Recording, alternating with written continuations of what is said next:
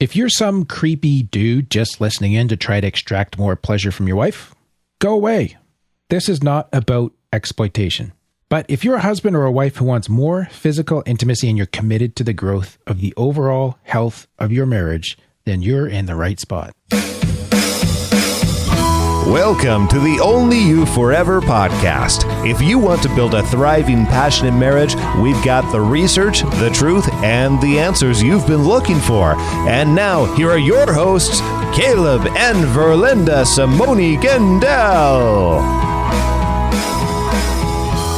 Hey everybody, this is episode 110, and we're going to be talking about why you're not getting enough sex and what to do about it. Now, if that title smells of entitlement, don't worry. We're going to be talking about what you're not giving, not what you're not getting. So last week we gave you 10 surefire ways to make time for your marriage. For your crazy busy marriage. Yeah, and I think the good thing about that episode, it was really popular in terms of downloads, is we're not asking you to stick more things in your schedule. We're saying with your existing schedule, here's how you can make more time for your marriage. Yeah.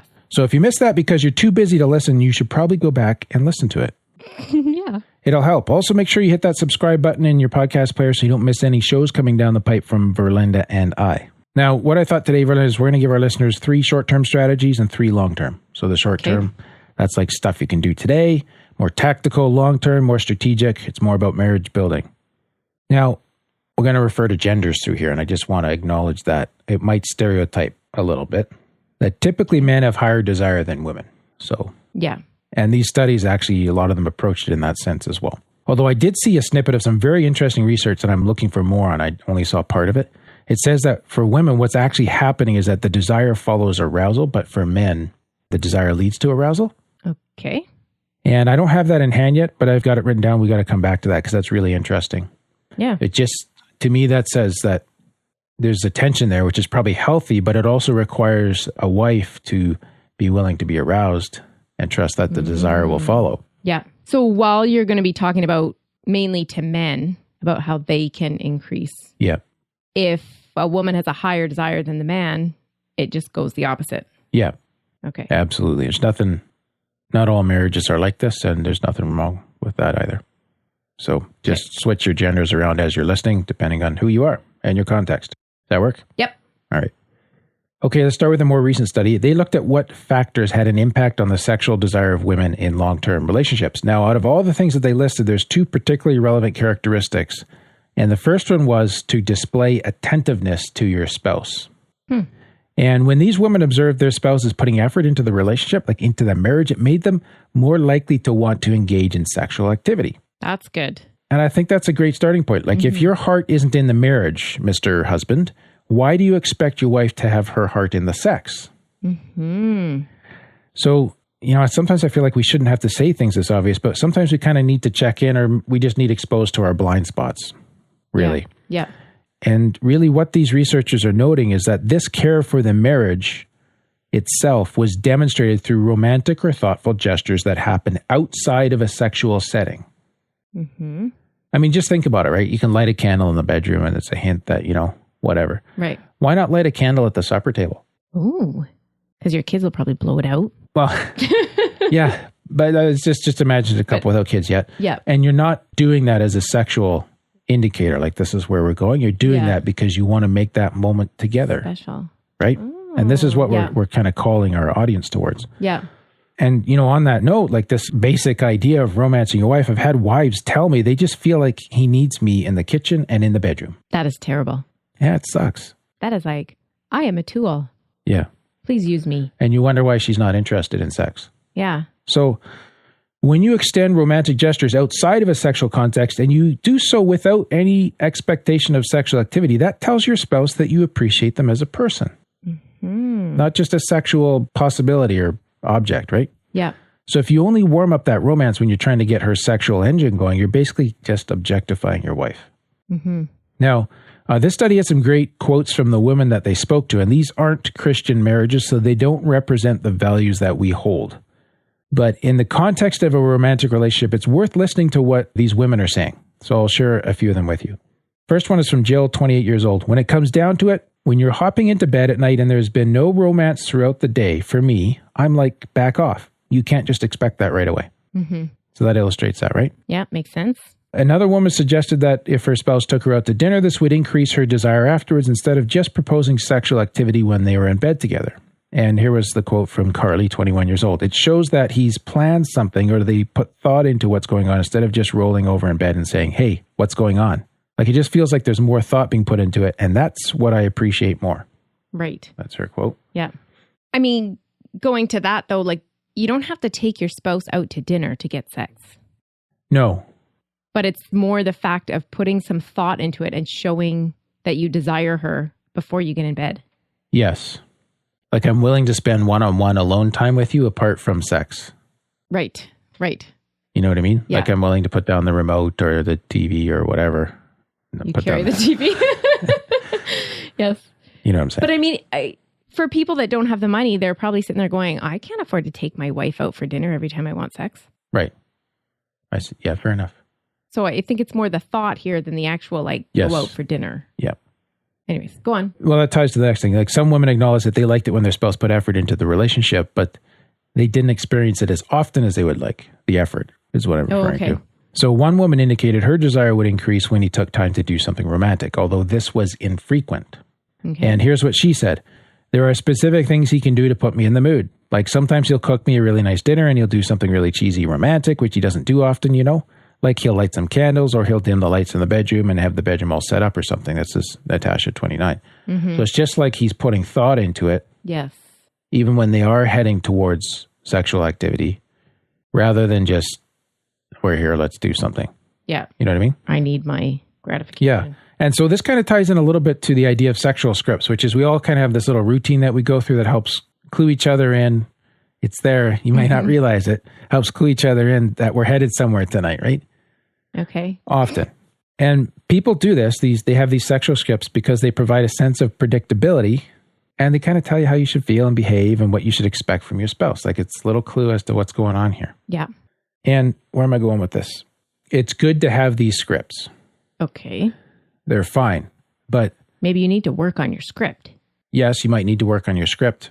But your relationship overall kind of needs to be a script too, in the sense of you're writing a story of your investment in your spouse and your love. And the script shouldn't start once you're in bed. And you don't have to have sex at the end of every chapter either. I mean, you could, but...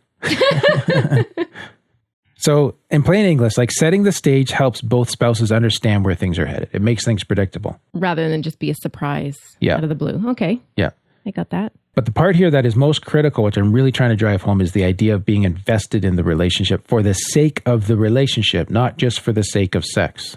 Mm-hmm. If you think about it, that's why people use prostitution. They want sex without a relationship. But it doesn't fill that deeper, more important need of like the whole person connection, the relationship. So focus on the relationship. And that's, I think, what makes marriage sex the best sex is that you're building intimacy with the whole person. That's good. Okay, so the next tactic goes hand in hand with this, which is to engage in intimate communication with your spouse. And most women indicated that having an intimate, emotionally revealing conversation, this is in the study again, with their spouse brought them closer. One woman explained that experiencing emotional closeness through conversations with her partner made her want to get closer to him physically as well. No surprise. So here's a quote from Lily, 26 years old. Yeah, often I think it's just like I get so ecstatic that we're on the same level. Like I guess in my life, I never imagined that I would have such deep, meaningful connection with someone. So like. They use like a lot. Yeah, they should interview older people. When it comes out in sort of those deep, meaningful conversations, I just feel so connected and so excited. I feel an urge to be intimate with him. And so I'll just skip the next one for the sake of time. But basically, they're just saying that intimate communication helps women feel sexual desire, whereas ineffective communication, the researchers noted, decreased desire. So really taking that time to talk about what's important to both of you is vital. You have that incredible sort of emotional connection, and it's just like you want to seal that or affirm that with the physical. Mm-hmm. And I think to throw in here, like if you want some tips on how to be more intimate through your communication, what is it? Number 108? Yes. How to create more intimacy in your marriage. Yeah. And that talks about being curious and responsive. And there's some really good tips there. Yeah. Thanks for bringing that up. Third point. Okay. Make a fair contribution to housework. This is a great one. I don't. Just so you all know, folks, here, this is where it's more important to be honest about the research than represent what you really want to say. But you know what? You do housework. Well, I did have a chuckle at this one because we often talk about this, so it's nice to see a study on it too. Yeah. Right? Yeah. And this is a study from 2016 looking at data from... That's this year. Yeah, like 1,300 couples. They were trying to find associations between male partner contributions to housework and couple sexual satisfaction and frequency. What'd they find? They found that when husbands did more housework, the couple had more sex. And each spouse reported higher sexual satisfaction 1 year later. Like it was good for their marriage. Wow. Yeah. It had sort of an abiding effect. Huh. And I think this kind of goes back to number one. I'd like to hear your input on it too. But when you're invested in the relationship, and you can kind of show that by being willing to do and engage in the mundane. Yeah. And just doing caring things. And you're not just seeing your wife as a maid with benefits. Mm-hmm. I think that helps. Yeah. What do you think? Absolutely. Like, I mean, it depends what your work balance is. But I know for me, when you come in and do something that I know I'm going to be really rushed to do and it's going to leave me exhausted, it just feels like you care. Right.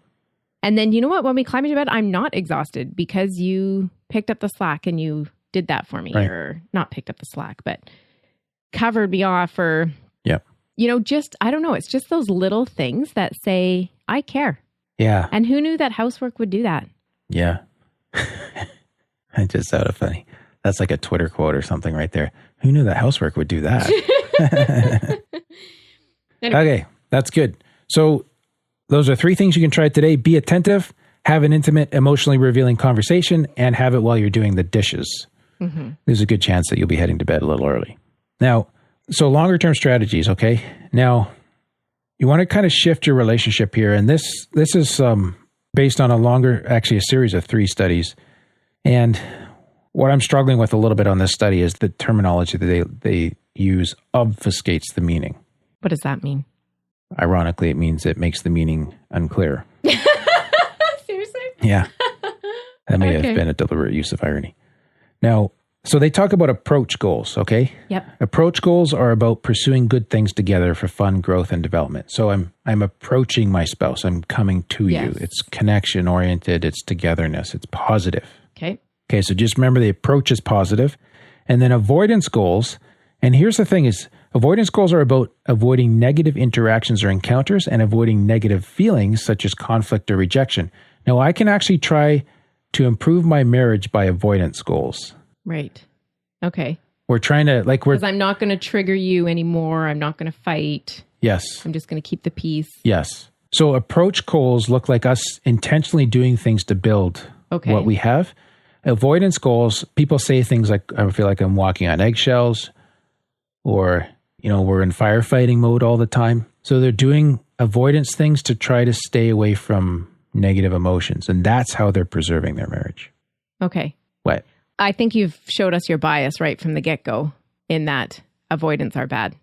Well, that's what the research is going to tell us. I thought it was more like people were doing this as a good thing. Like people aren't purposely... They're not sabotaging the marriage. No. Right. Whereas they're more like, you know, I'm just going to try to avoid disagreements. I'm going to try and make the marriage more peaceful. I see. Yeah, well, I don't mean to sound critical. Okay. Let's just play this through and then you tweak it as we go. Okay. Keep an eye on that for me. So setting positive goals increases sexual desire. This is kind of where this is all going. Is that the approach goals increases sexual desire. The avoidance goals do not. Okay. Okay. Okay. So when couples said things like, I'll be trying to deepen my relationship with, and they were ticking boxes onto the end of these questions. So people didn't actually say this. Oh, okay. So this is kind of stilted research language. I will be trying to deepen my relationship with my romantic partner. I will be trying to move toward growth and development in my romantic relationship. So those are examples of approach goals of people working towards something better. Yeah. Avoidance goals are like, I'll be trying to avoid disagreements and conflicts. I'll be trying to make sure that nothing bad happens in my romantic relationship. Right. Okay. Okay. So what they found is that couples who identified the approach goals over the avoidance goals had greater sexual desire at the beginning of the study, and when they had these strong approach goals, it buffered against declines in sexual desire over a 6-month period. Okay. So looking towards investing increased desire and maintained it Okay. rather than avoiding. Yep. And this association between approach goals and sexual desire was stronger for women than for men. Pointing to the particular, I'm quoting here, pointing to the particular importance of goals focused on obtaining positive outcomes in romantic relationships for enhancing women's sexual desire. Okay, you kind of lost Do you need me to there. translate that? It just was a little long. If you have these positive approach goals, Yeah. that will enhance your wife's sexual desire. Well, I think these approach goals cause greater intimacy. Yes. Oh, okay. That was easy. I guess I should have just said that. Okay. Yes, you nailed it though. So, and like if you're avoiding problems, you're probably avoiding each other at some level, Oh, right? yes. Does that make Yep. sense? Probably the emotional level. Yes. And if you're not connected there, of course, the amount of sexual desire between you is not going to be as high. Okay, so that was the first conclusion that they had. Now, the second one was that they noticed that the couples that set positive relationship goals that used these approach goals, they had positive sexual goals too. Okay. And let me give you examples of what this looked like. So their examples of approach sexual goals were as follows. To pursue my own sexual pleasure, which is honest enough. Yeah. Sometimes we're in it for that, right? To feel good about myself, to please my spouse. Right now we're getting a little more altruistic, to promote intimacy in my relationship, to express love for my spouse. Okay. So these are approach goals. They're positive, they're building up, right? Yep. Avoidance sexual goals, to avoid conflict in our relationship. So I'll have sex rather than it's to easier than shut you having a up. fight, Yeah. right? Yeah. To prevent my spouse from becoming upset, to prevent my spouse from getting angry at me, like don't pout, Yeah. get frustrated, whatever, to prevent my spouse from losing interest in me, right? Yeah. But you can totally see how these approach sexual goals, your positive goals, would bring you closer together. Yeah. Like, I don't know, to me, these avoidance ones is just kind of like doing it out of duty and your head and heart isn't there, even though your body's there. Well, it is, but I'm going to flip the thing back on you from the start of this section where you were getting after me. I think we should move on. Well, these people are trying to save their marriage, Yes. Yes. That's right? true. So Yeah. I got no judgment for this. No. But the question is, how can you kind of shift yourself away from moving towards these things for this reason to a better set of reasons? Is that possible? Can you find a way to do that? And that's where you need to have the intimacy happening. Yes. Yeah. And this is kind of where we come to the subject of men want sex to feel connected, women want connection to feel sexual. Right? And I don't think that tension is a problem. I think it's brilliant. It's helpful to marriage because it should keep you from having doormat sex where you're just doing your duty. Or, it's like the ribbons you get at the school because you just ran in the race, the consolation prize. There's no oomph there, right? Yeah. No But- sizzle. Right. But the male side, I think, brings this valuable part to the table. It says, I want to have this huge... Just keep going. Read it out, honey. She already told me she was going to laugh at me at this part. Okay, at least wait till I'm done. You shouldn't So have no male on earth says this, okay? But this is what's happening. I don't even feel like I can read this out loud now.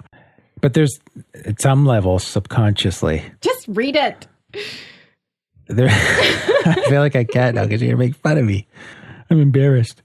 They want to have this huge endorphin rush, which is this powerful bonding mechanism in the brain, right? So men have, thank you for trying to suppress your laughter. I can see it all over your face. The highest level of oxytocin in the male brain is after an orgasm. That's the bonding chemical in the brain. And you can make fun of that, but it's going on, baby. I have no doubt that it's going on. But Caleb, like, the male side also brings this valuable part to the table that says, I want to have this huge endorphin rush with you, which is a powerful bonding mechanism in the brain. Wow. If you actually thought this in bed with me, like, really? Well, I don't. Or if I do, I certainly know I should never admit it.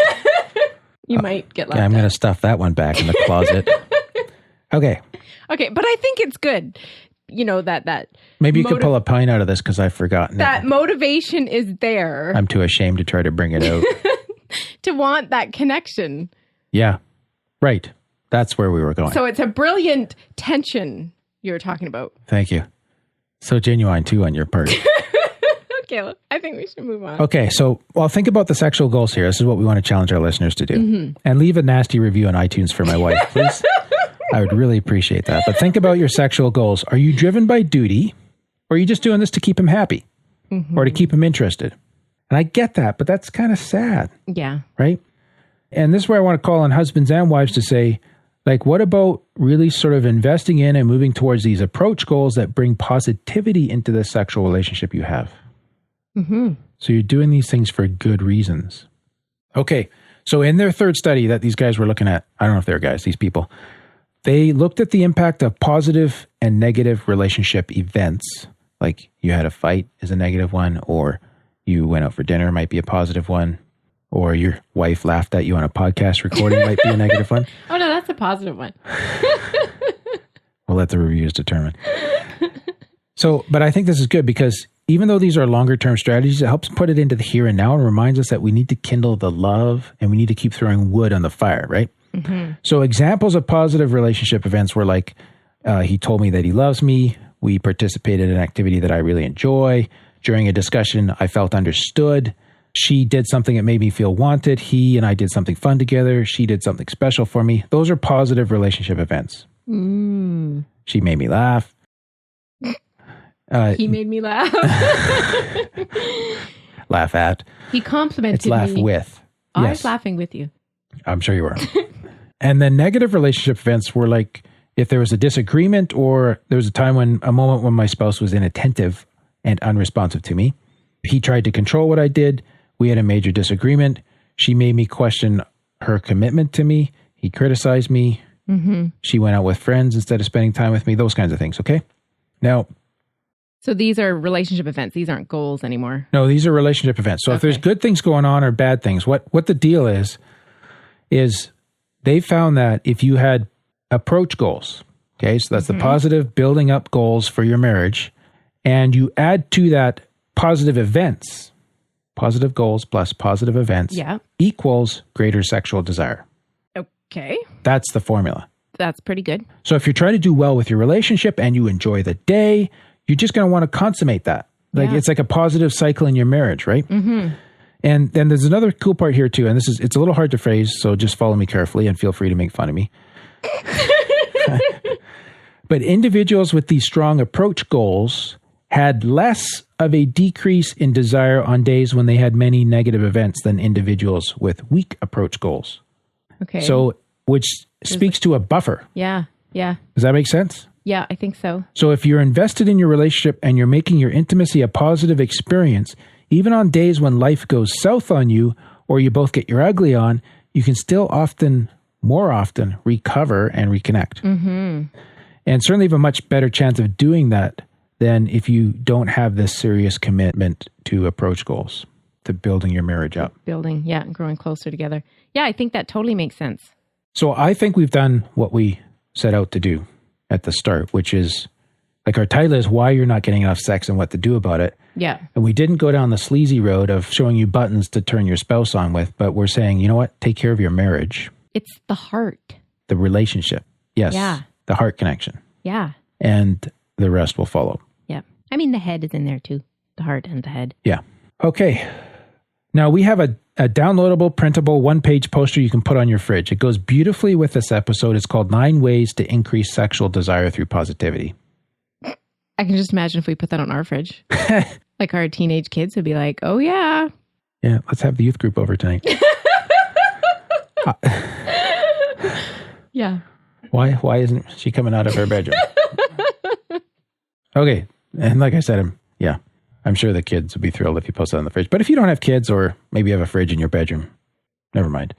Anyways, you can get this by opening your browser to oif.link/110 or by texting the word podcast to 9292 spouse. Message and data rates may apply. Once again, all you need to do is text the word podcast to 9292 spouse, or you can find this bonus on our website at oif.link/110. Just scroll down to the page. Look for the gray box with the orange button. We had a review. Do you want to do it? Woohoo! Yep. This is from TJ Olson 88. Says 5 stars. Wonderful. I love this show. I randomly found this show the other day looking for something totally different. She found something totally different. But I've been listening ever since. I enjoy how practice and useful the things they discuss are. I'm married and I'm currently in grad school to become a marriage counselor. So this has become such a great resource for not only my marriage, but my career as well. Thanks for the great content. Keep it up. That's awesome. Yeah. We're glad you're listening, and we're glad you're becoming a marriage counselor. Yippers. We need all those we can get. So if you'd like to get involved in our awesome mission to help save marriages through this podcast, we'd like to ask you to contribute to our crowdfunding campaign. We want to reach 5,000 marriages a week through the podcast, and we can't do that without your help. And for even $5 a month, you can help us move towards making that a reality. So please go to oyf.link/give to learn more about how you can help us reach more marriages. Once again, that URL is oyf.link/give.